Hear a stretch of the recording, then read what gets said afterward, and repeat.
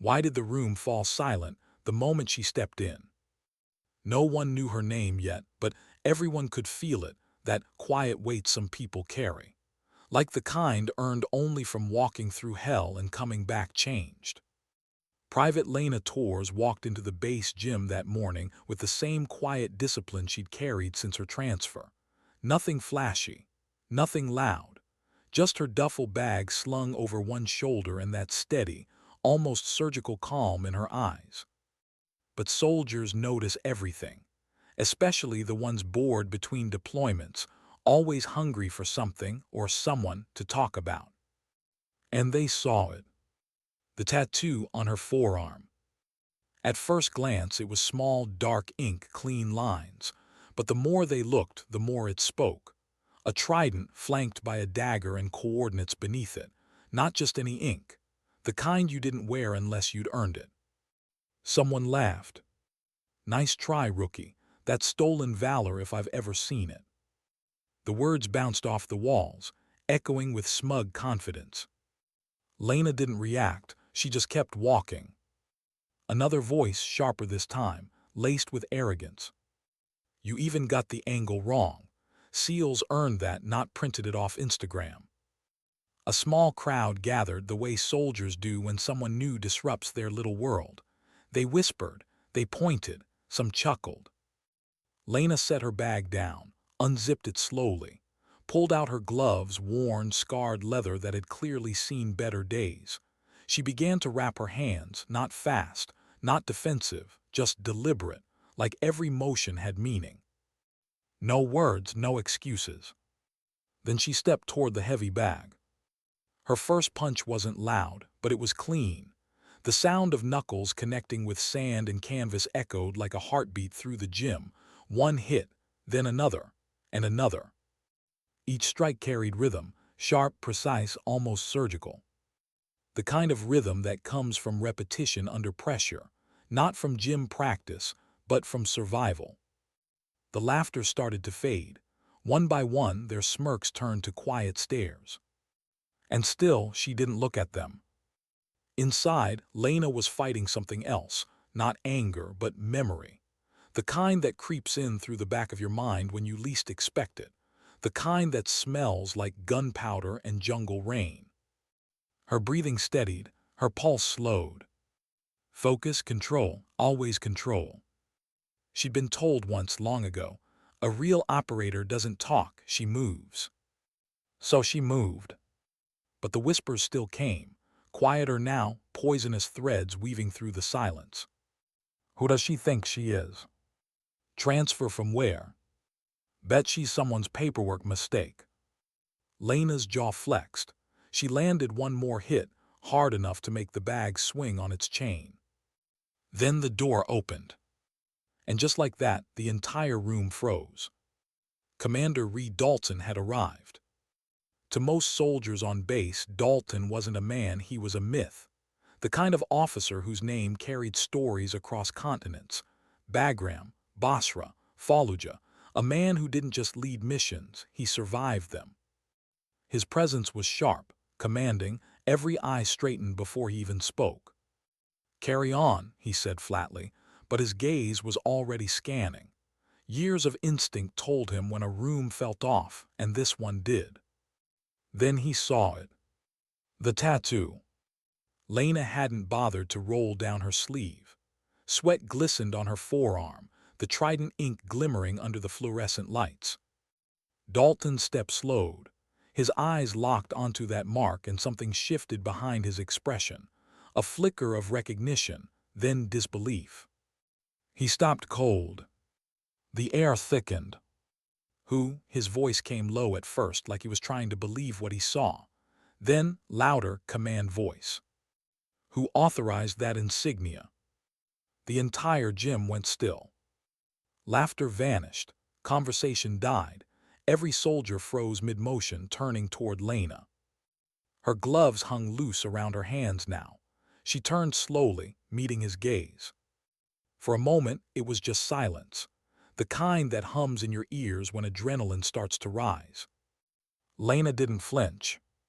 She rolled her sleeve up higher, revealing the full design, the trident, the dagger, and the numbers beneath it. 13.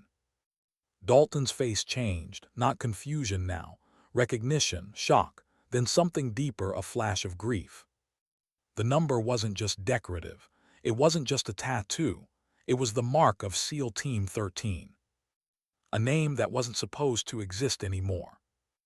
Dalton took one step closer. His voice dropped, hard and steady. That insignia was retired years ago. Only 4 people ever wore it. Lena's eyes didn't waver. Her voice came quiet, calm, but heavy. 5, sir. 1 didn't make it back. You could have heard a pin drop. Dalton froze. The color drained slightly from his face as he stared at her. Then, slowly, understanding hit. Tours, he whispered. Your ghost spotter. A few soldiers looked around, confused. Ghost. That name, whispered like a legend, had floated around SEAL circles for years. A sniper who vanished during a black op, presumed dead after an ambush deep in hostile territory. And suddenly, everything in Dalton's posture shifted. They told us you were KIA, he said, voice cracking just slightly at the edge. Lena's lips pressed into a faint line. 2 years, sir. 2 years to walk out of that jungle. She glanced down at her arm. And I earned this tattoo the day Ghost saved my life. Dalton didn't hesitate. He straightened, then snapped to attention and saluted. Every soldier in the room froze again, watching in disbelief. His words cut through the silence like a blade. You don't laugh at her, you learn from her. He turned, voice steel now. That tattoo isn't stolen valor. It's a mark of the deadliest unit this country ever had. The recruits' faces felt shame washing over them. Lena stood still, saying nothing. There was no pride in her face, no satisfaction, just a quiet humility that seemed to make her presence heavier. Dalton took a slow breath. Welcome back, Operator Tours, the trident still fits. And for the first time that day, something in Lena's eyes softened, not pride, not relief, just acknowledgement. As she walked out of the gym, the silence that followed wasn't mocking anymore. It was respect. But as the door closed behind her, her breathing hitched slightly. She stopped in the hallway, unseen, resting her hand on the cold concrete wall. Her eyes closed. For a second she wasn't in the gym anymore. She was back, hearing the gunfire, the radio static, the voice that never answered back. Ghost, do you copy? No reply.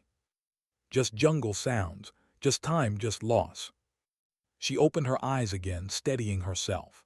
The sound of the bass, laughter, footsteps, distant orders returned to her ears. She exhaled, calm again. Control, always control. But somewhere deep inside, she knew this wasn't over. Someone would start asking questions about the coordinates, about the mission that never existed, about why a woman they'd buried in reports was standing alive on U.S. soil again. And maybe that was the point. Maybe it was time they knew what really happened to Team 13. Because some ghosts don't stay buried. They said the mission never happened. But she remembered every scream. Lena Torres sat alone in her bunk that night, boots still on, back against the cold wall. Outside, the base lights hummed through the window, a faint glow against her reflection. Her duffel lay open on the floor, half unpacked. Inside it were the things she never talked about: an old field compass, a rusted dog tag that wasn't hers, and a small notebook wrapped in waterproof tape. She stared at it for a long time, the silence pressing against her ears. When she finally reached out and touched it, her hands trembled just slightly. The notebook still smelled faintly of mud and smoke. SEAL Team 13, Operation Iron Wave.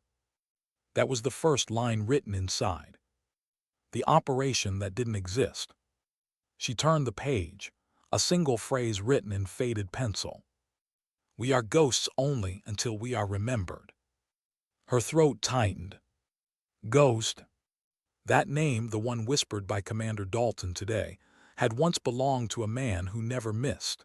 Chief Petty Officer Mark Ghost Keene. He was the sniper of Team 13, her mentor, her anchor. And he was gone. She leaned her head back against the wall, eyes closed. The memories came slow, at first, the way trauma often does, as if it's waiting for permission. Rain. So much rain. The jungle canopy was so thick it felt like twilight, even at noon.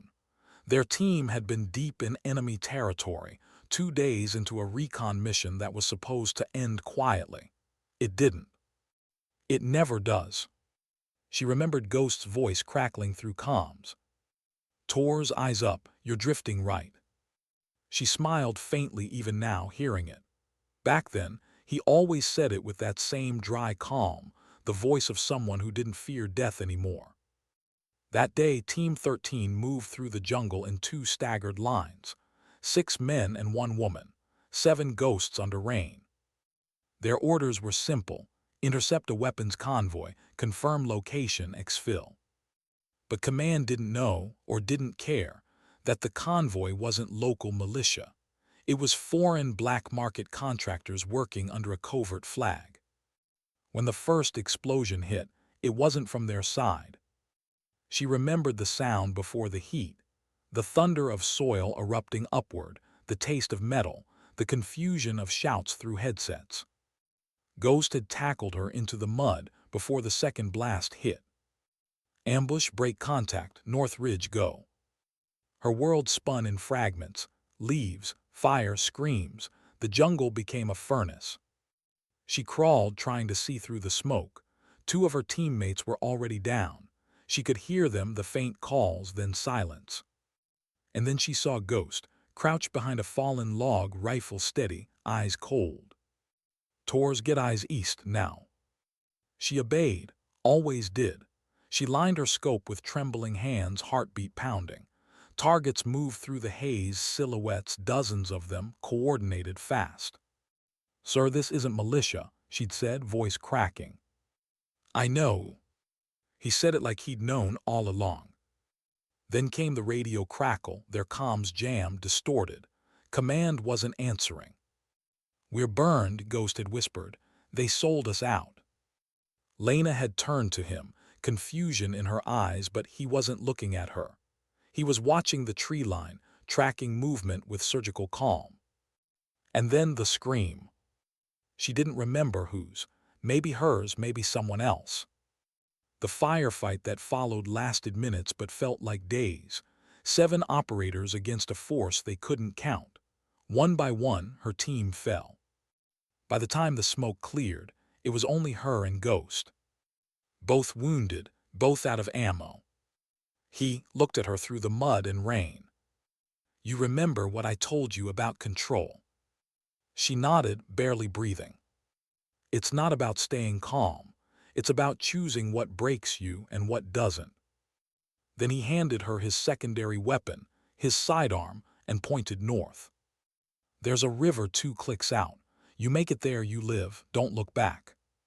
She had shaken her head, refusing. I'm not leaving you. He smiled then, the faint, almost ghostly kind. You already did. The second you joined this team, you left who you were behind. Then he turned toward the sound of footsteps, dozens of them, reloading as he stepped out from cover. The last thing she remembered was his voice on comms.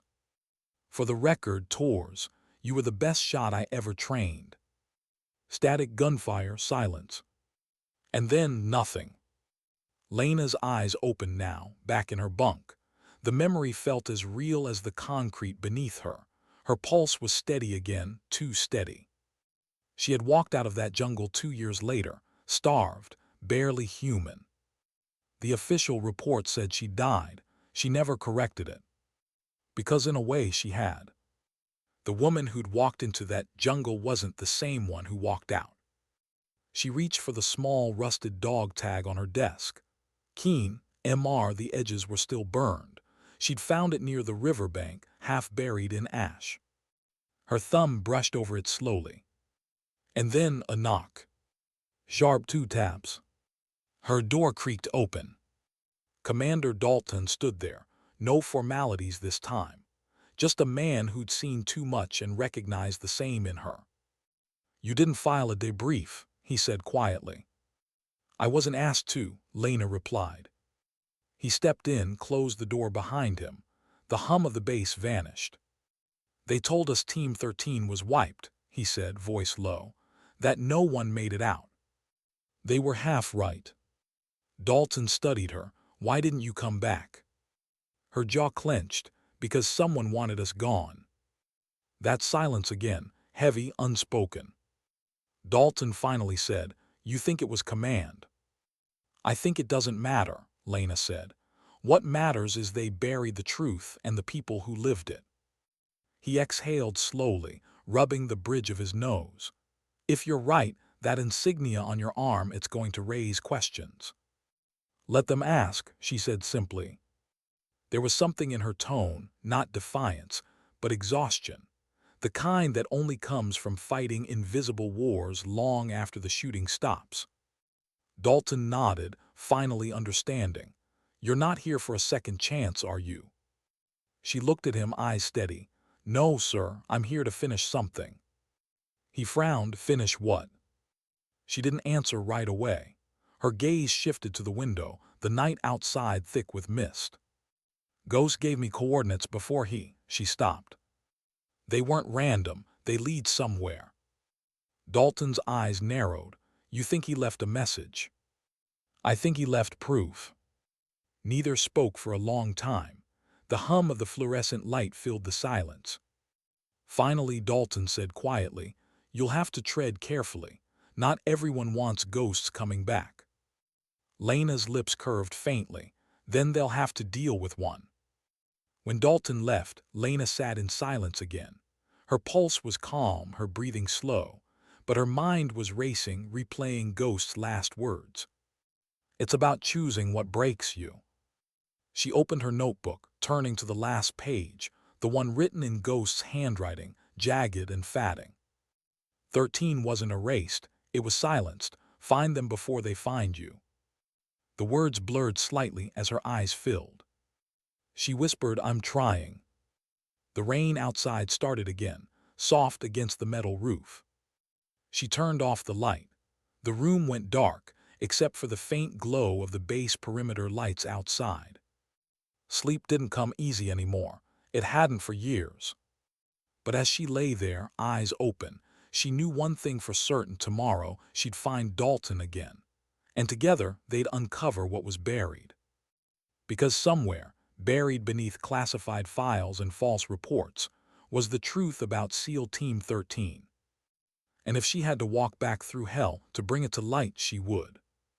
The file wasn't supposed to exist, but her name was in it. Stamped, blacked out, and classified beyond top secret.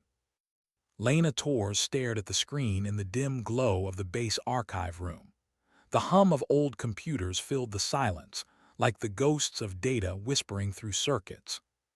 She'd been sitting there for hours, searching, cross-referencing, decoding. Her fingers moved quietly across the keyboard, careful not to trigger any trace logs. Years in the field had taught her how to dig without being seen. But some files fight back. The one labeled Operation Iron Wave wasn't just locked, it was buried under layers of redaction protocols. She'd bypassed 3 before the 4th one stopped her cold. The line that appeared next made her stomach tighten. Access DNID, file flagged for monitor. Someone was watching. She froze, breath shallow. For a moment, she thought she heard something, faint footsteps in the hallway beyond the door. Lena closed the file instantly and powered down the terminal. Her reflection flickered in the dark screen, calm, but with eyes that betrayed what she felt, the quiet dread of being seen before you're ready. She grabbed her notebook, slid it into her jacket, and stepped out of the room. The corridor outside was empty, too empty. Fluorescent lights buzzed overhead as she walked, steady pace, measured steps. She turned the corner, heading toward the exit that led to the outer barracks. But then a voice came, low and sharp from the shadows. "Looking for something, Torres?" She didn't flinch, just stopped, slowly turned her head. Two men stood there, security detail. Not base MPs, though. Their uniforms were wrong, too clean, no name tags, no insignia. "Evening," she said evenly. One of them smiled, the kind of smile people wear when they already know the answer. "We heard you were trying to access restricted files. That's a problem." Lena didn't move. Her pulse didn't quicken. She just tilted her head slightly, studying them like targets through a scope. "I was checking transfer logs," she said calmly. "Standard protocol." "Sure," the taller one replied. "Except you're not cleared for that level, an iron wave." He took a step closer. "That's not something you stumble on accidentally." Lena's jaw tightened. "You want to tell me what iron wave really was?" The man's smirk faded slightly. "You don't ask those kinds of questions if you want to keep wearing that uniform."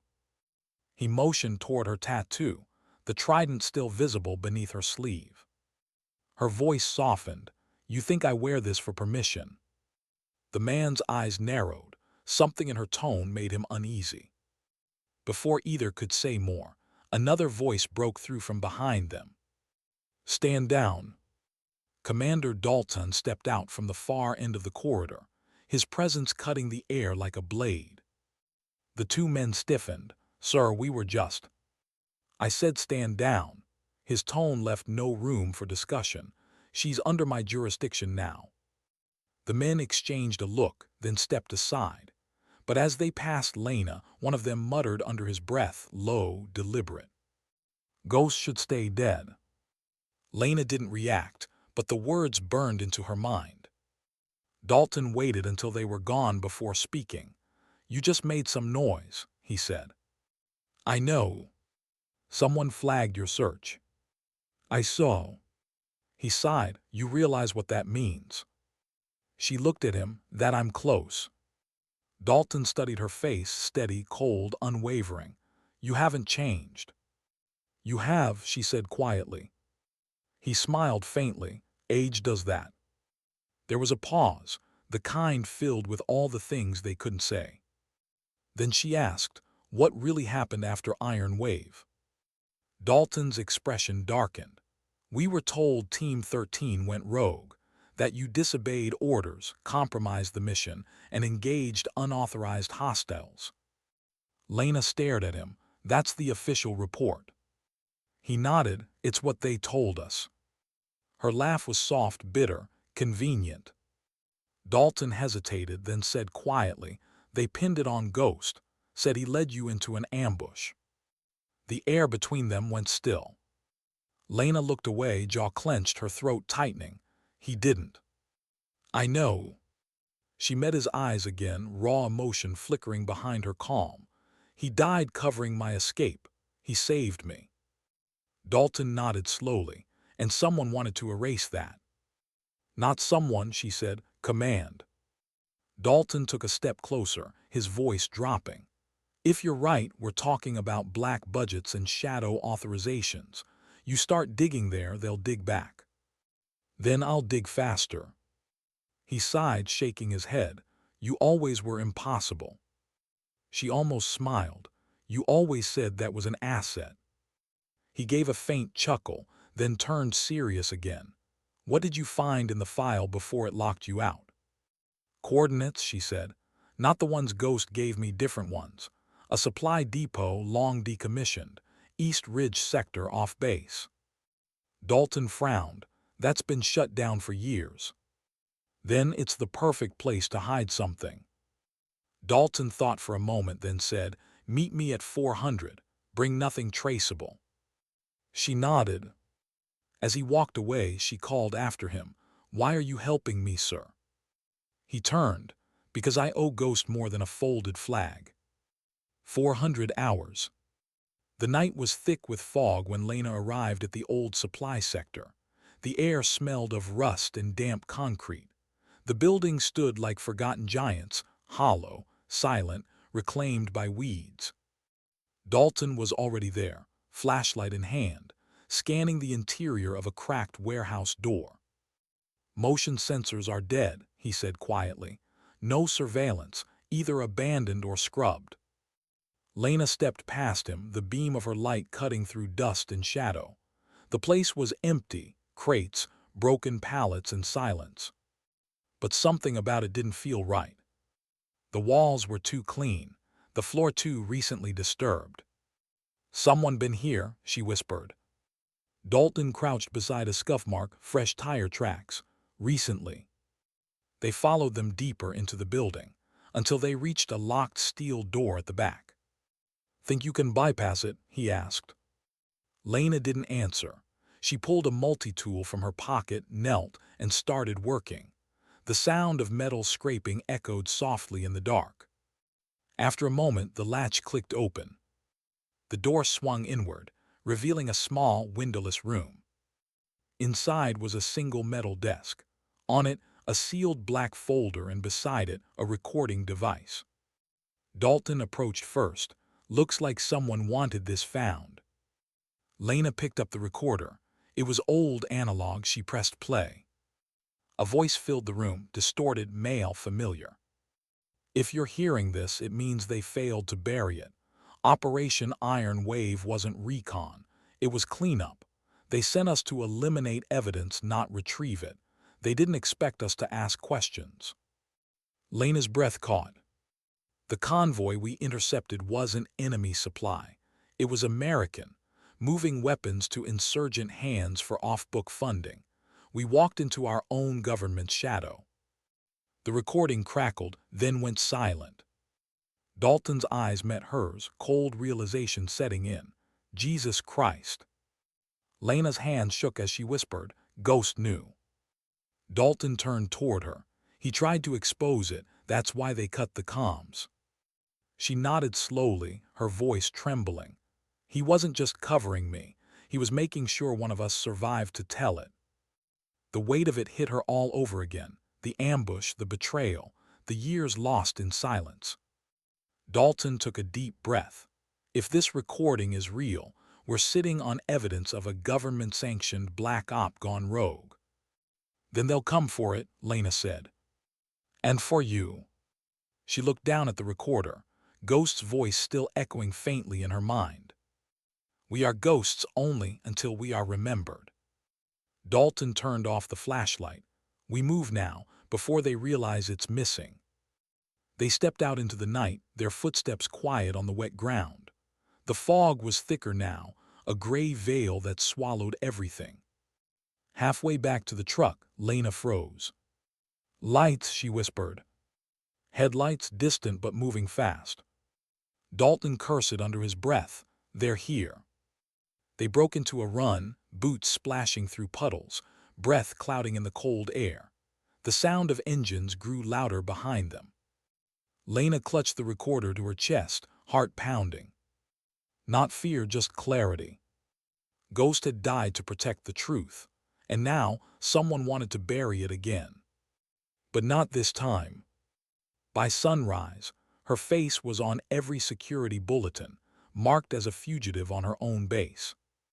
Lena Torres had been called many things in her career: operator, asset, survivor. But traitor wasn't supposed to be one of them. The alert hit every comm channel before dawn. Unauthorized breach of secure archives. Suspects: Commander Reed Dalton and Private First Class Lena Torres. Approach with caution. Dalton had seen it first.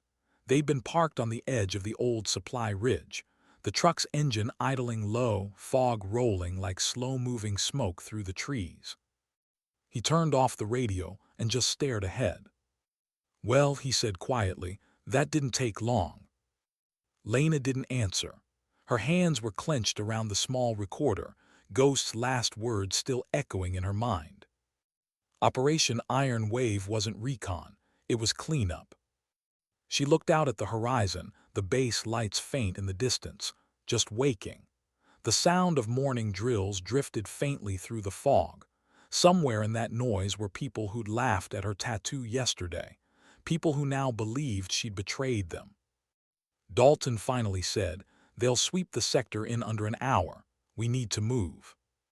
Lena's voice was quiet, steady. "Where?" "There's a safe route through the service tunnels, old Cold War infrastructure. Few know they exist. Leads to the riverbed past the training perimeter. She nodded once. Let's go. They ditched the truck half a mile down and went on foot. The ground was wet, soft under their boots. The fog muted every sound, a soldier's kind of silence. For the first time in years, Lena felt that familiar rhythm again, the one her body remembered better than her mind. Move, scan, breathe. Dalton led them down a narrow incline, hidden by brush. A metal hatch sat half buried in dirt, rusted but intact. He knelt and lifted it with a grunt. The air that escaped was stale, old. "After you," he said. Lena dropped in without hesitation, flashlight cutting through decades of dust. The tunnel stretched out ahead, low ceilings, concrete walls cracked from age. Dalton followed, sealing the hatch behind them. Their footsteps echoed faintly as they moved, the beam of light bouncing across faded warning signs and old piping. After a while, Dalton spoke. "You ever think Ghost expected this?" Lena kept her eyes forward. He knew too much not to. "You were close." She hesitated. He was steady, the kind of man who never raised his voice, never needed to. Dalton nodded, remembering. "We served once briefly. I was logistics support for his first op. The stories they told after he didn't miss." Lena gave a faint, bitter smile. "That part's true." They walked on. The silence between them wasn't awkward, just heavy, like the air before a storm. Finally, Dalton said, "What you're carrying, that recording, it changes everything. If Command really used a black op to fund insurgents." Lena stopped, turning to face him. "Then Team 13 died cleaning up someone else's crime." Her voice cracked slightly at the end, the first fracture in her composure since the gym. Dalton looked at her, not as her commander, but as a man who understood the cost of truth. "We'll make it count," he said softly. Lena looked away, eyes glinting in the flashlight beam. It already counted. They paid in full. They continued until the tunnel opened into a larger chamber, old storage, maybe a fallout room. Graffiti and dust layered the walls. Lena sat for a moment, back against the cold concrete. She took out her notebook, Ghost's handwriting visible on the last page. "Find them before they find you." Dalton watched her. "You're not going to let this go, are you?" She shook her head slowly. "I can't. You saw what he left behind. He died trying to tell the truth." Dalton exhaled. "Then we finish what he started." He checked his watch. "We move in 10. But before they could, the sound of engines echoed faintly through the tunnel walls. Distant, but approaching. Lena froze. "They're tracking us." Dalton's face tightened. "That was fast." "They must have traced the depot's security sensors." He drew his sidearm, eyes narrowing. "They'll try to box us in." Lena stood, tucking the recorder inside her jacket. "Then we don't make it easy." Outside, the fog had thickened into a pale wall. Two black tactical trucks moved slowly through the service road, headlights dimmed, silent engines cutting across the mist. Inside one of them, a man in a gray uniform checked his tablet. Thermal picked up two signatures near the old tunnel access. "Orders." "Confirm capture," came the voice on the other end. "Alive if possible, the female's priority." He smirked. "Copy that." Lena and Dalton emerged from the tunnel an hour later, climbing up through an overgrown hatch near the riverbed. The sun had barely broken the horizon. The air smelled of mud and diesel from the nearby motor pool. Dalton scanned the tree line. "We'll need supplies, food, transport, clean comms. There's a rural outpost 5 clicks north. Old contacts might still run it." Lena adjusted her jacket. "You trust them?" "Used to," he said. "Then that makes 2 of us." They moved fast, staying low through the tree line, the river at their side.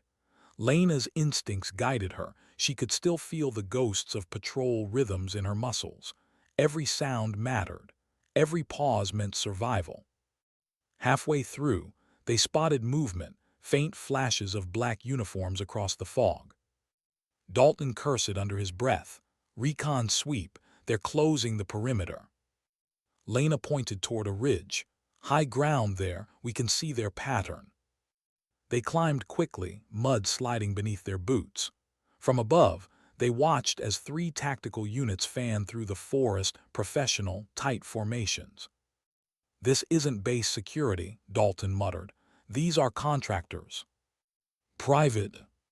He nodded grimly, off book like iron wave. Lena felt it hit her gut like a punch. Then whoever ran that op is running this one too. Which means they already know what we found. For a long moment they both stayed quiet, watching the men move below, methodical and merciless. Then Lena whispered, "We can't outrun this." Dalton turned to her. "What are you thinking?" Her voice was calm, resolved. "We give them what they expect, just not where they expect it." Dalton frowned. "Explain." Lena pulled the recorder from her jacket. "They want this, fine, but they don't know I made a copy."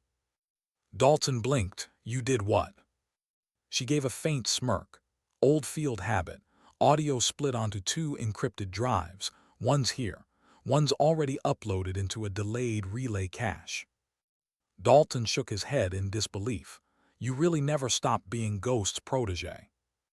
Lena's smile faded. "He taught me survival isn't about hiding, it's about timing." A distant shout broke through the trees. They ducked lower. Flashlights swept across the fog, closer now. Dalton whispered, "We need a distraction." Lena looked at him. "You trust me?" He nodded once. She stood, scanning the trees, then took a deep breath. "Then when they chase me, you run north, get to that outpost. The cache is keyed to my biometrics. You'll need me alive to unlock it." Dalton's eyes widened. "You're not doing this alone." "Someone has to draw their eyes." "Tors." "Commander," she said quietly, "you said you owed Ghost. Consider this repayment." For a second he saw it again, that same steel in her eyes, the one he'd seen in Ghost years ago. Quiet, fearless, unstoppable. Finally he nodded. "You have 5 minutes before I come back for you." She gave a faint smile. "I'll make it 6. Then she vanished into the fog. The forest exploded with noise minutes later, shouts, gunfire, echoing boots. Dalton moved through the underbrush, crouched low, eyes fixed north. He could hear Lena's voice on the wind, not words, just echoes of motion, of survival. She led them deep, her silhouette flickering between trees like a phantom. Every shot they fired was a warning, not a kill. They wanted her alive. Lena darted through mud and roots, breath sharp, her pulse steady. This was her element again, chaos, pursuit, focus. One wrong step, and the world would end in gunfire. But she didn't misstep. Every direction she turned, every decoy she left, every noise she made, deliberate. By the time they reached the river clearing, she was gone. Only her footprints remained, leading into the water. The men spread out, scanning. "Visual lost," one shouted. Another cursed, "She's not here, she crossed the damn river." Their commander barked, "Sweep south. If you lose her, you don't go back." They moved out, disappearing into the mist. Moments later, Lena emerged not from the river, but from beneath the hollow trunk of a fallen tree on the opposite bank. Her body trembled with exhaustion, but her face remained unreadable. She whispered to herself, "You taught me well, Ghost." And then she moved north toward Dalton. By mid-morning they reached the outpost, a decaying shack near the edge of an abandoned airstrip. Dalton forced the door open. Inside, dust, cobwebs, and a faint hum of an old generator. Lena dropped her pack, breathing hard. Dalton checked the perimeter, then looked at her. "You good?" She nodded slowly, still breathing. He gave a faint grin. "Barely." She opened her jacket and pulled out the recorder, the original. "They'll come for this." "Let them," Dalton said. "We're ready now." But even as he said it, Both of them knew this was just the beginning. Outside in the distance, a drone passed overhead, silent, black, scanning. Lena looked up through the window, eyes cold. "Ghost died for the truth," she whispered, "and I'll make sure it doesn't die with me." The first explosion shattered the window before she could finish the sentence. Lena hit the ground instinctively, glass raining around her. Dalton dove beside her, pulling her down as the second blast ripped through the far wall. The room filled with dust and ringing silence. For a heartbeat, neither moved. Then Dalton's voice, low, hoarse, "They found us." Lena's ears were still ringing. She could barely hear her own breath. The old shack burned at one corner, the metal roof groaning under impact. How she started coughing. "Drone strike," he said. "Precision pinged our heat signature, we're compromised."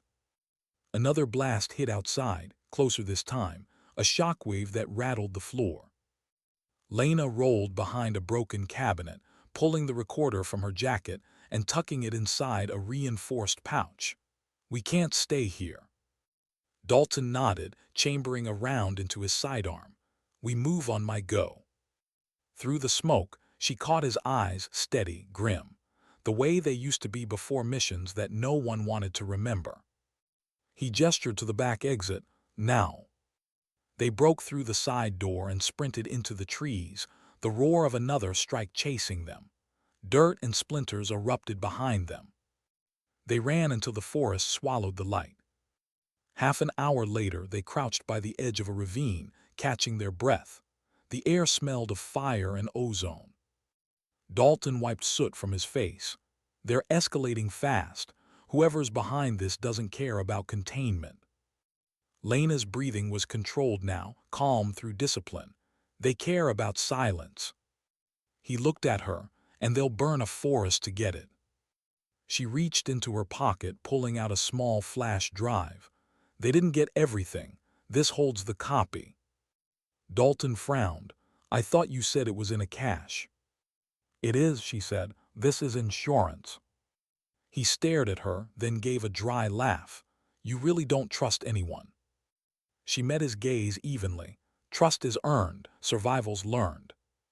They sat in silence, the weight of exhaustion pressing down.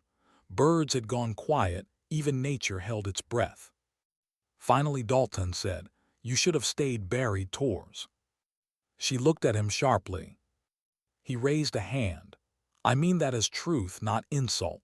They buried you for a reason. Ghost knew what would happen if you resurfaced." "Maybe," she said softly, "but he also knew I would." Her voice cracked slightly, emotion leaking through the calm.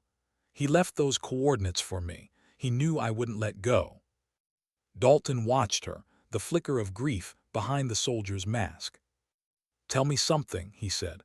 "Why do this? You could disappear again, live quiet, no one would know." She looked down at her hands. Mud, blood, ash. "Because someone has to remember them. Team 13, Ghost, all of them. They didn't die to keep a secret." Dalton nodded slowly. "Then let's make sure they didn't." By nightfall, they reached a derelict communications tower miles from base. Its frame was rusted, its dish half collapsed, but the underground relay still hummed faintly, emergency power running from an old solar grid. Dalton checked the perimeter, while Lena accessed the terminal. "Signal's weak," she murmured, typing quickly. "But it's still linked to old command satellites. If I can piggyback, I can transmit the data packet to external relays." He raised an eyebrow. "And where would you send it?" "Multiple nodes, journalistic archives, veterans networks, the kind of places truth lingers." Dalton smiled faintly. "You always did think big." She didn't look up. "I think honest." He nodded, standing watch near the entrance. The night was unnervingly still. Minutes stretched. The upload bar crawled across the screen, 32%, 47%, 59%. Then the static voice broke through the speakers. "Unauthorized access detected. Connection terminated." The terminal went black. Lena slammed her fist against it. "Damn it." Dalton moved beside her. They cut the line. She stared at the blank screen, chest rising and falling slowly. They're inside every system. Then we find one they don't own. How? He hesitated, then said, "There's an old relay base north of here. Used to be black site communication during desert ops, off record. I helped build it." Lena's eyes narrowed. "You think it's still operational?" "It might be. If it is, it's our last shot." She stood, determination replacing fatigue. "Then we go." They moved under moonlight, guided only by the faint glow of Dalton's compass. The forest thinned, giving way to open terrain, tall grass waving under a cold wind. Halfway through the field, Dalton suddenly stopped. "What is it?" Lena whispered.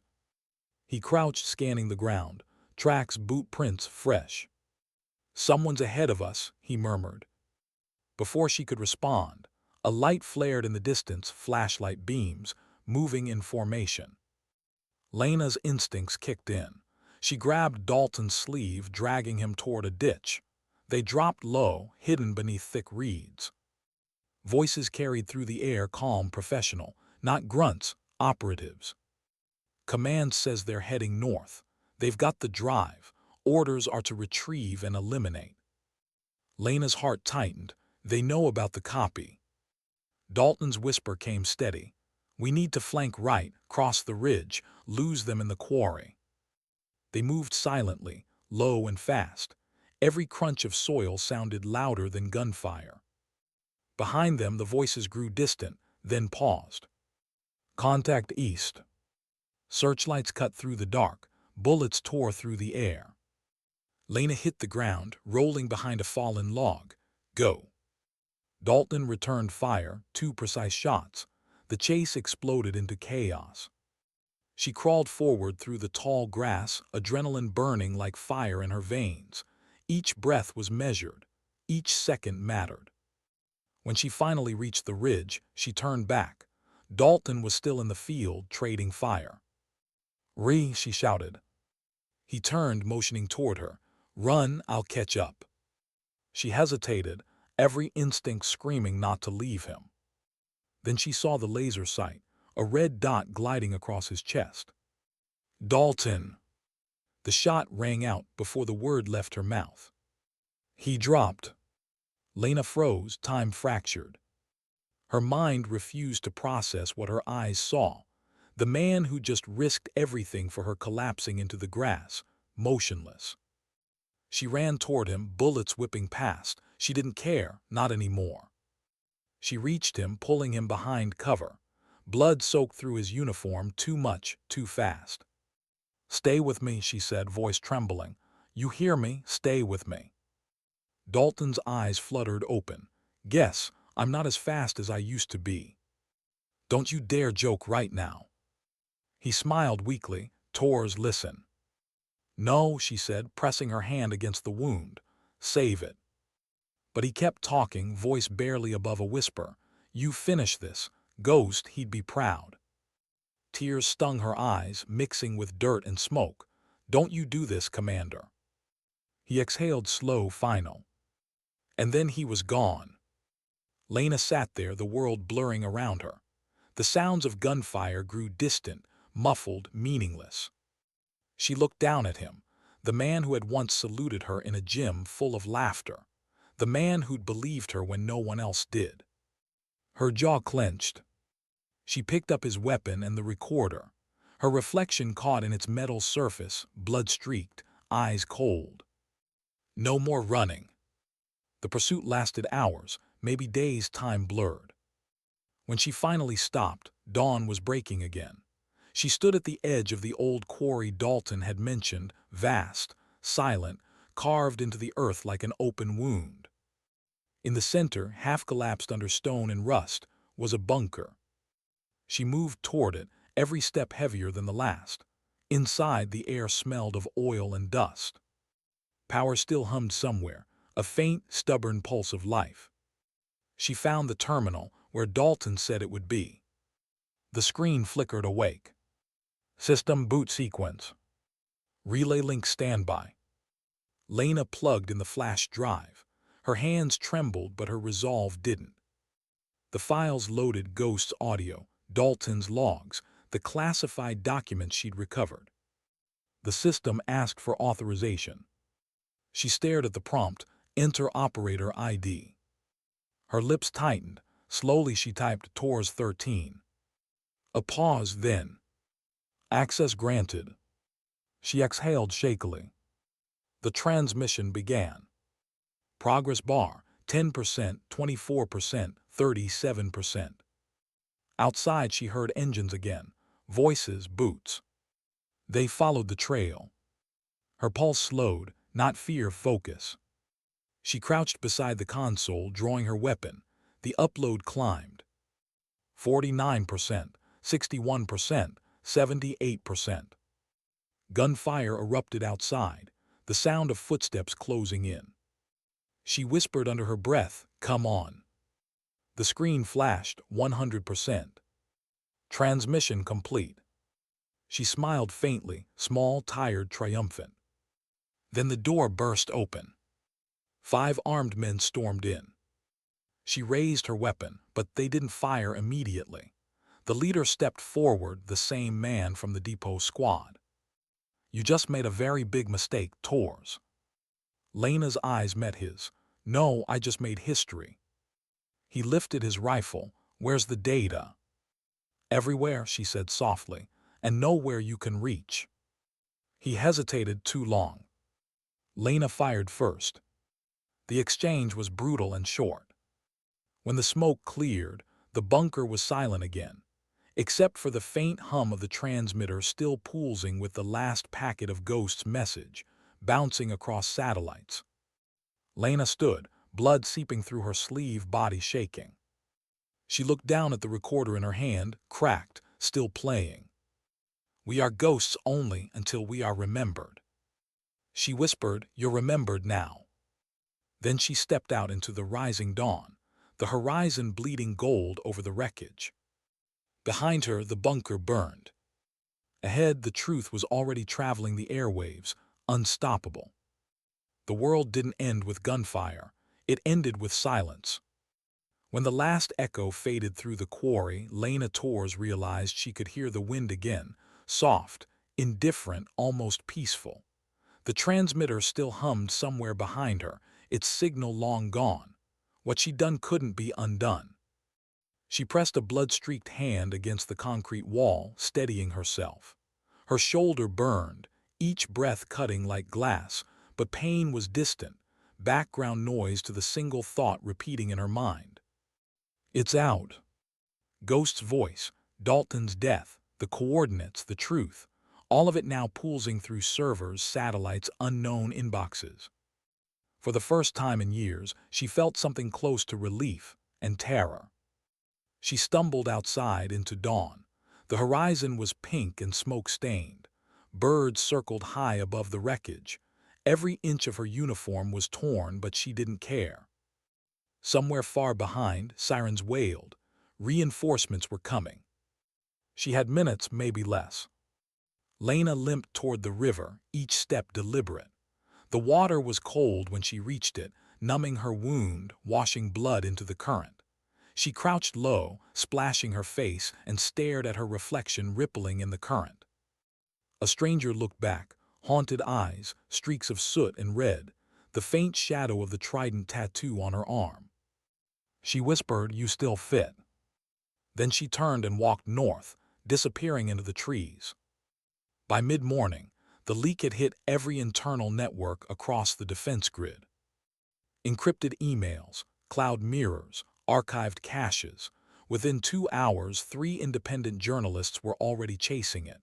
By noon, someone on the inside confirmed it. Operation Iron Wave wasn't an op, it was a cover-up. The Pentagon locked down communications. Terminals froze. Briefings erupted behind closed doors. And at the center of it all, one name kept surfacing, Lena Tors. A ghost come back to life. Lena reached an old ranger station before sunset. It sat half-collapsed near the ridge, hidden under pine. The inside smelled of dust and paper, safe enough for a night. She tore a strip from her sleeve, bound her shoulder, then sank onto the floor. For the first time in 2 days, she let herself breathe. Just breathe. But peace didn't last. A soft crackle broke the silence, the station's emergency radio flickering to life. Repeat, SEAL Team 13 data breach confirmed.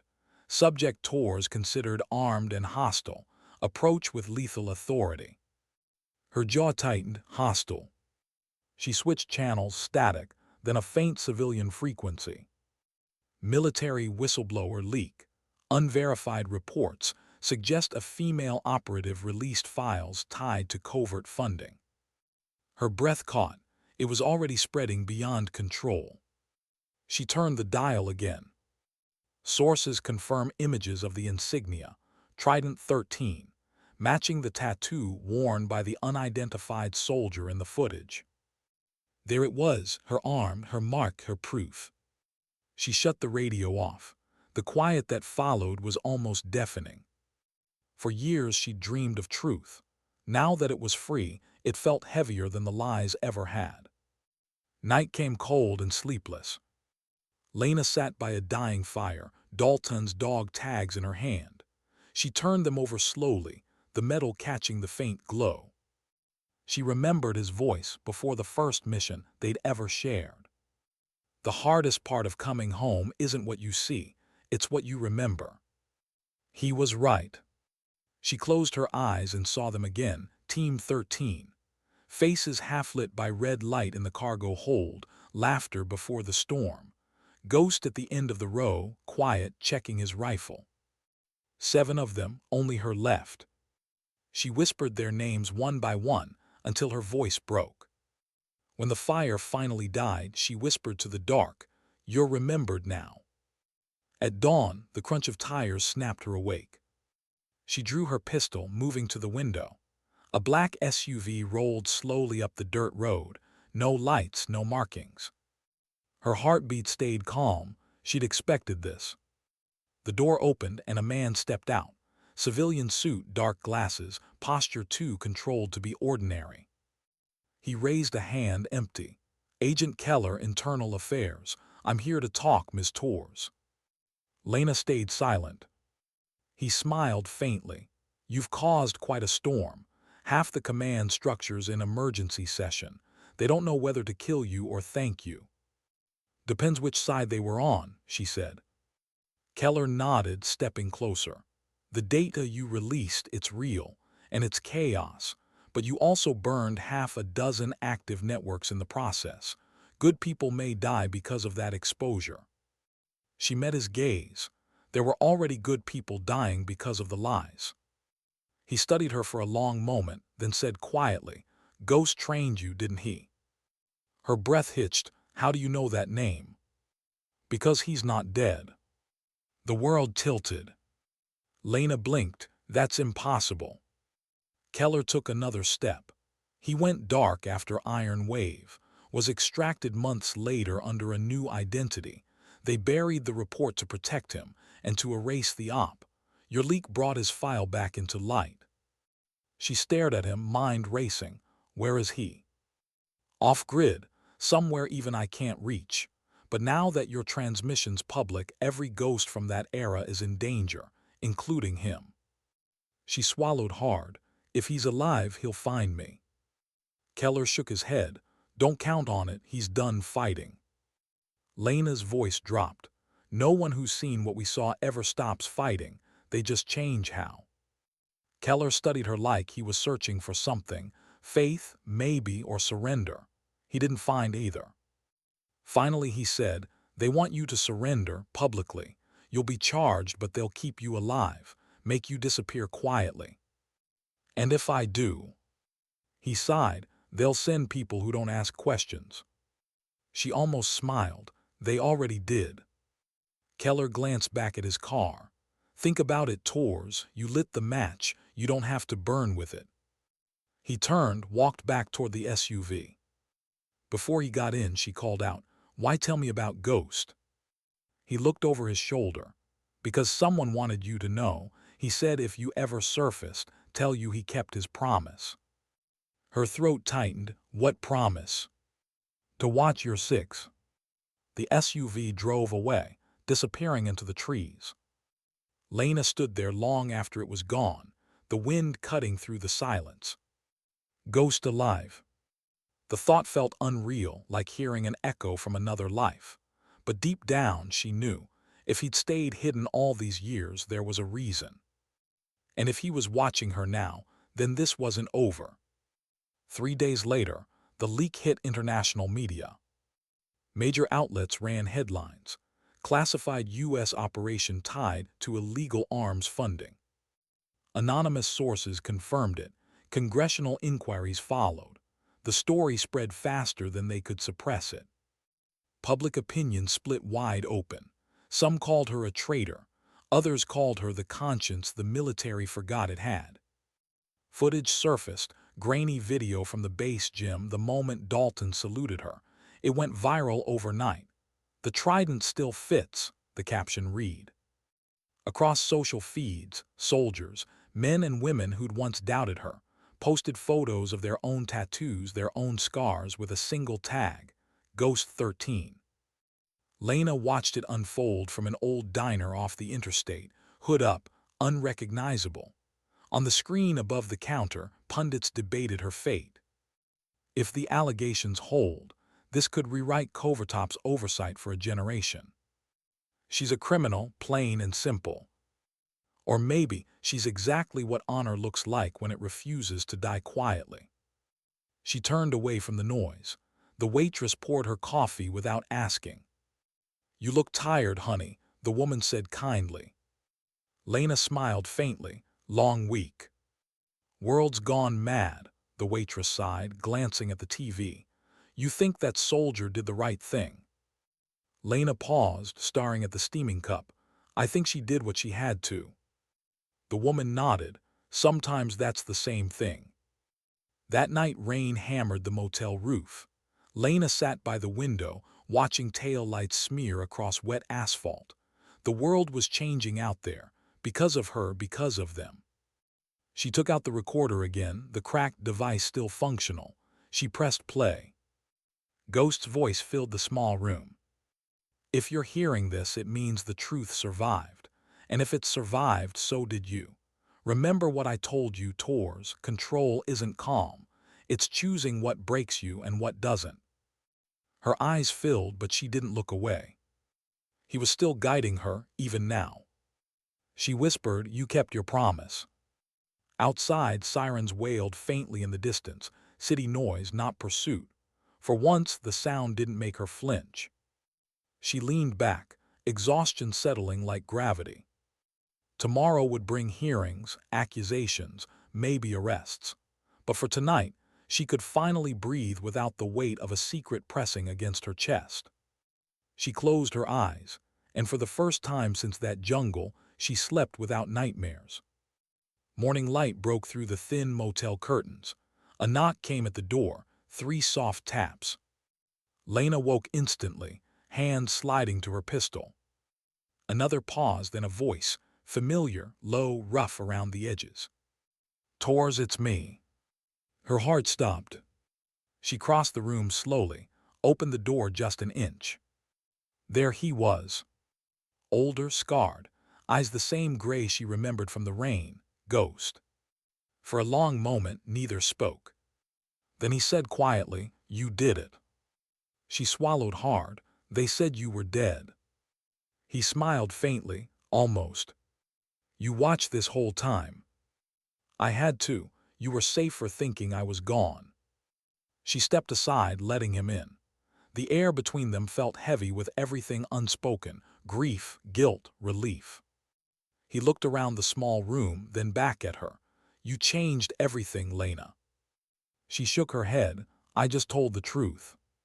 "That's what I mean." They sat across from each other, silence filling the space where years had been lost. Finally he said, "Dalton." Her eyes lowered. He didn't make it. Ghost nodded slowly. He would have liked that ending, fighting for something that mattered. Lena's voice trembled. "He said you'd be proud." Ghost met her gaze, eyes wet. "I already was." For the first time since the gym, she smiled. A real one, small but alive. Outside, the rain stopped. The world was still broken, still dangerous, but maybe for once it was listening. The knock that brought Ghost back into her life also reopened every wound she'd buried. Lena sat across from him at the small motel table, the hum of the refrigerator filling the silence. He looked different, gray in the beard, scars climbing his temple, but the stillness in his eyes was the same. A stillness that said, "I've seen it all and it's still seeing me."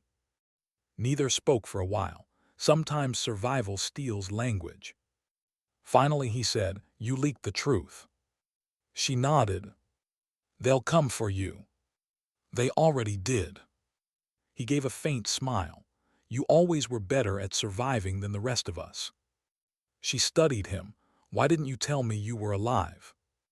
Ghost leaned back, the chair creaking. "Because I wasn't sure it mattered.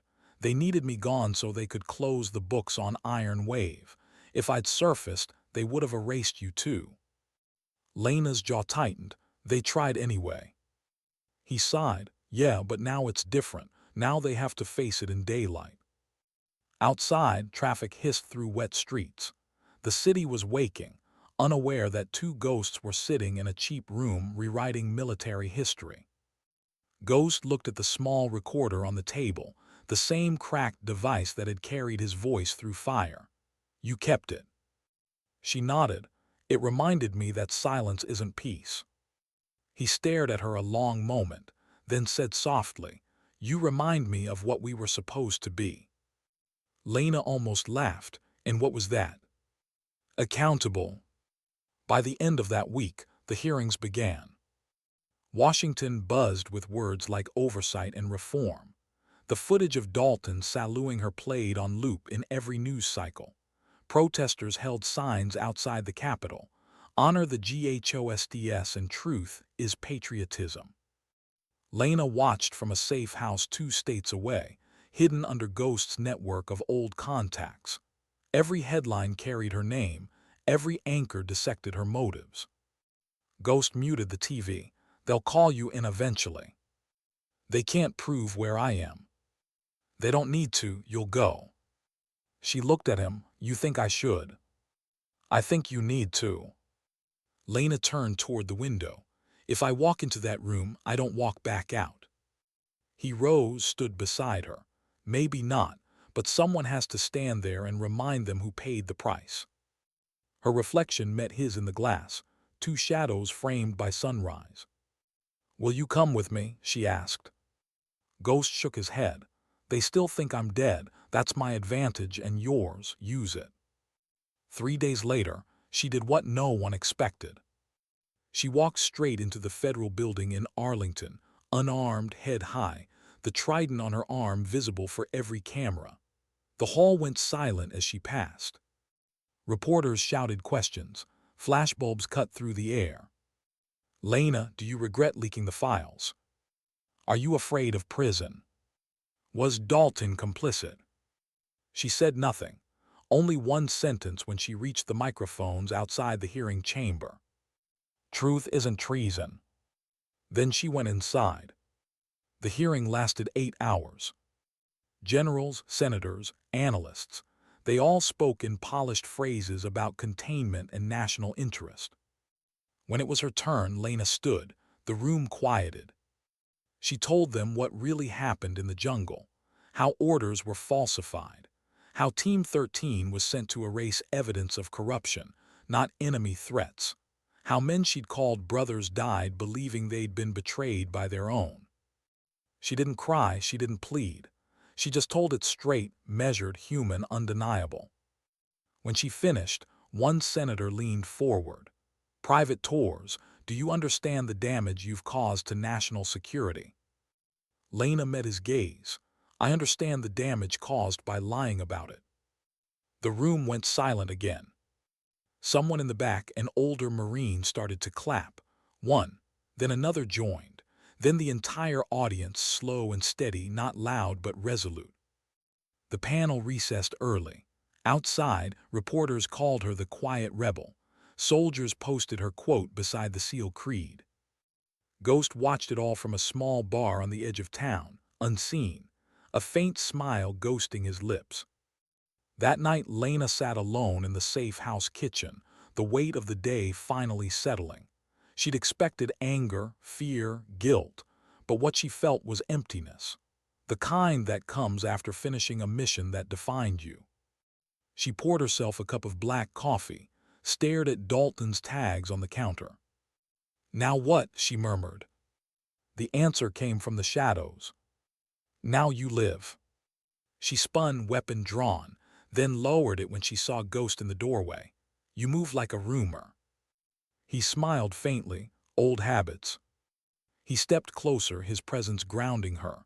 "They won't arrest you, not now. Public's on your side. They'll bury the paperwork instead." "Then it's over," she said. Ghost shook his head. "Truth doesn't end, it just stops hiding." She looked at him, really looked. "What will you do?" He shrugged. "Disappear again, maybe somewhere quiet. Teach kids to shoot straight and think straight." She smirked. "That sounds almost normal." "Don't tell anyone." Weeks passed. The hearings concluded.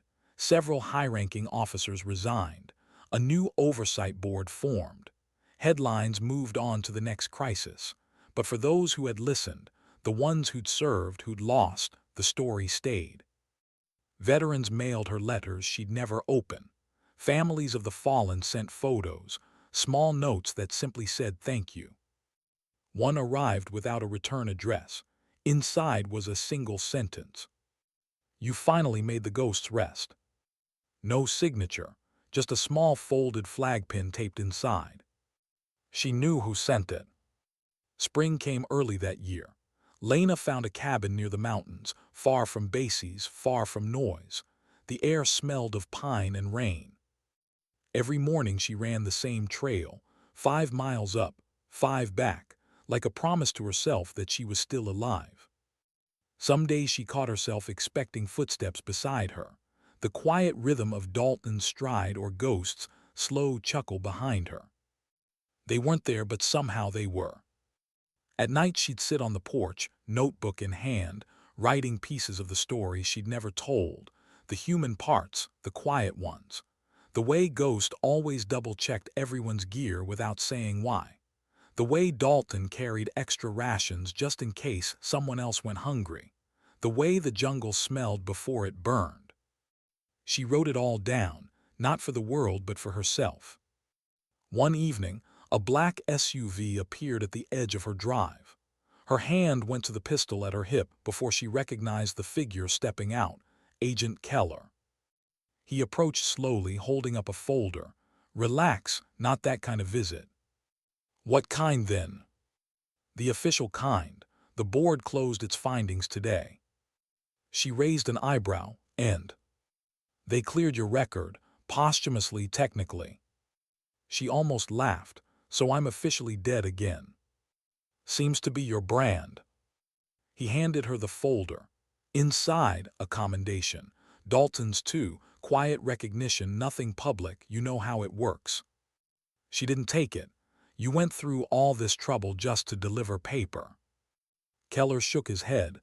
"Not just paper, he wanted you to have something." He reached into his coat and produced a small, worn patch, the insignia of Team 13. Faded threads, the trident barely visible. Lena stared at it, throat tightening. "Where did you?" "Ghost found it in storage. Thought you'd keep it safer." She took it gently, fingers trembling. "Thank you." Keller nodded. "For what it's worth, tours, some of us needed to remember why we joined. You reminded us." He turned to leave. "He's alive, you know, watching, maybe closer than you think." Then he drove away. That night Lena sat by the fire, the patch in her palm. The stars stretched endless above the ridge. She whispered to the quiet, "We're home, Dalton, we made it." The flames cracked softly, like an answer. She placed the patch beside the dog tags on the mantle. A trident, 2 names, 1 truth. And for the first time since that jungle, she felt peace. Not victory, not pride, just peace. In the stillness, Ghost's words echoed again, the moral she'd lived to understand. Sometimes dignity doesn't speak, it simply acts. Lena smiled. And sometimes ghosts don't haunt, they guide. She leaned back, eyes half closed, the firelight dancing across her arm. The trident caught the glow, earned, not stolen, a mark no one could ever laugh at again.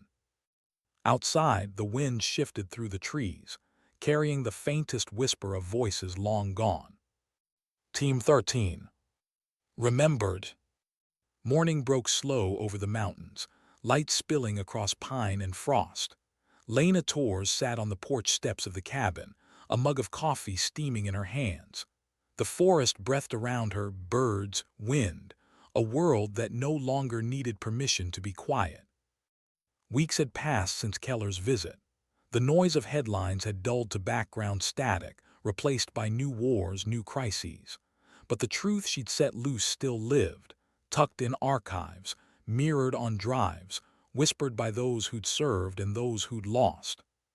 The world had moved on, but she hadn't, not quite. She sipped the coffee, eyes on the horizon. The trident tattoo caught the light, the ink faded but steady, a scar that told a story without speaking. Sometimes she thought about Dalton, about the way he'd stood in that gym, the salute that had changed everything. Sometimes she thought about Ghost, alive somewhere, watching from shadows like an old promise kept. Mostly she thought about the silence that came after truth, the strange, heavy kind that felt almost sacred. That afternoon, she hiked the ridge trail that wound behind the cabin. It climbed through tall grass and narrow switchbacks until it opened onto a bluff overlooking the valley. Up here, the air tasted like rain and memory. She found the flat rock where she'd carved a small mark the first week she'd arrived, a trident, barely visible now under moss. She sat beside it, set down her pack and pulled out her notebook. The pages were nearly full, her handwriting small and neat, recording names, places, fragments of a life built in service and rebuilt in survival. She wrote one final line at the bottom of the page. "We weren't ghosts, we were witnesses." She closed the book and pressed her palm to the cover, as if sealing it shut meant sealing the past with it. A sound behind her, soft, deliberate footsteps. She didn't turn. "You're getting worse at sneaking up," she said. A low laugh, "Or you're getting better at listening." Ghost sat beside her, lowering himself with a grunt that betrayed old injuries. He wore plain clothes, a ball cap pulled low. The years hung heavier on him now, but his presence was still steady as the earth. He looked out over the valley, peaceful. "Mostly," she said. He nodded toward the notebook. "That the whole story?" "Just my part." He smiled faintly. "You always did take responsibility for too much." She shrugged. "Someone has to." They sat in silence a while, the wind moving through the grass. Ghost picked up a small stone, turned it in his hand. "You ever regret it?" he asked finally. "The leak." "All of it." Lena thought for a long moment.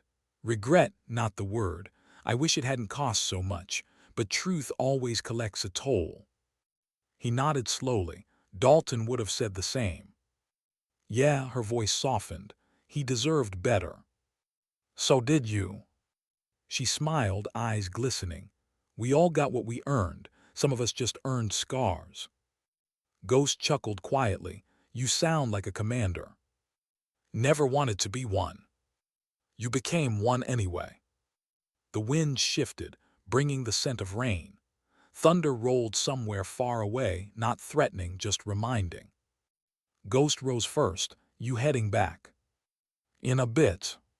He hesitated, then said, "There's talk of forming an independent unit. Whistleblower protection, vet-led investigations. They asked if I knew someone who could lead it." Lena looked up. "You told them no." He grinned. "I told them I'd ask her." She laughed softly. "You think they'd really let me back in?" He shrugged. "They let me back enough to ask, that's something." Lena stared at the horizon, the clouds gathering like slow smoke. "Maybe the next fight isn't out there," she said. "Maybe it's in the rooms where silence starts." That's a yes. It's a maybe. He smiled, good enough. He started down the trail, then stopped. Lena. She looked over. He said quietly, I'm proud of you. She didn't answer, just nodded once, throat too tight for words. When he disappeared into the trees, she turned back to the valley. The air smelled of wet earth, the kind that comes before cleansing rain. She whispered, see you around, ghost. That night thunder cracked across the ridge, rain pouring against the windows. Lena sat by the fire, the patch of Team 13 laid beside her on the table, flames reflected in the metal threads like tiny suns. She pulled Dalton's tags from the mantle, holding them in her palm. The metal was cool, solid, real. She whispered, we did it. Outside, lightning lit the forest, and for an instant the shadows looked like 7 silhouettes standing among the trees, the team, whole again. She smiled through the tears. The radio on the shelf hissed suddenly, catching a stray frequency. A voice broke through the static, low, calm, familiar. Control isn't calm tours, it's choosing what breaks you. She froze, a shiver running through her. Then the voice faded, replaced by static again. She didn't touch the dial. She just sat there, eyes wet, whispering to the hum, I remember. Weeks became months. Spring turned to summer. The cabin grew brighter, filled with small signs of normal life, books stacked by the couch, plants on the windowsill, a kettle that whistled every morning. Sometimes, on clear days, a letter would arrive with no return address, a short note in neat handwriting. Keep moving. She never needed to guess who sent them. Other times, she'd spot a figure on the far ridge, motionless, just watching before fatting into the trees. She never chased. Ghosts didn't need catching. What mattered was that he was out there, and that the world, for once, knew their names. One evening, as the sun fell behind the mountains, Lena hiked back to the bluff carrying a small wooden box. She set it on the stone beside the trident carving. Inside were Dalton's tags, the patch of Team 13, and a folded slip of paper that read simply, for those who stayed so we could come home. She closed the lid, placed her hand on top and whispered, rest easy. A gust of wind lifted her hair. The forest seemed to breathe in answer. She sat there until stars blinked awake above the ridge, until the last traces of daylight slipped away. When she finally stood, she didn't feel lighter or heavier, just whole. Back at the cabin, she poured one final line into her notebook, the voiceover that would close the story if it were a film, the one truth she'd carried through every loss and silence. We spend our lives earning symbols, patches, medals, ink, but the real marks we carry aren't seen. They're the choices we make when no one's watching, the courage to stay when leaving would be easier, the strength to speak when silence feels safer, and the grace to remember those who can't. She set the pen down. Outside, the forest was dark and alive. She could almost hear their laughter again, Team 13 before the storm. Young, fearless, unaware of the ghosts they'd become. She whispered, we're home now. Voiceover final lines. They laughed at her tattoo once. They didn't understand that some ink isn't decoration, it's memory, a promise. A quiet vow etched in skin so the soul won't forget. She never explained it again. She didn't have to, because sometimes dignity doesn't speak. It simply acts. And sometimes the loudest soldier in the room is the one who finally put her weapon down. The camera would fade wide, Lena walking down the dirt trail as morning light rises over the ridge, the trident glinting on her arm. The wind catches the last echo of Ghost's voice. We are ghosts only until we are remembered. And then silence. Just the sound of the wind, the forest, and one woman finally free.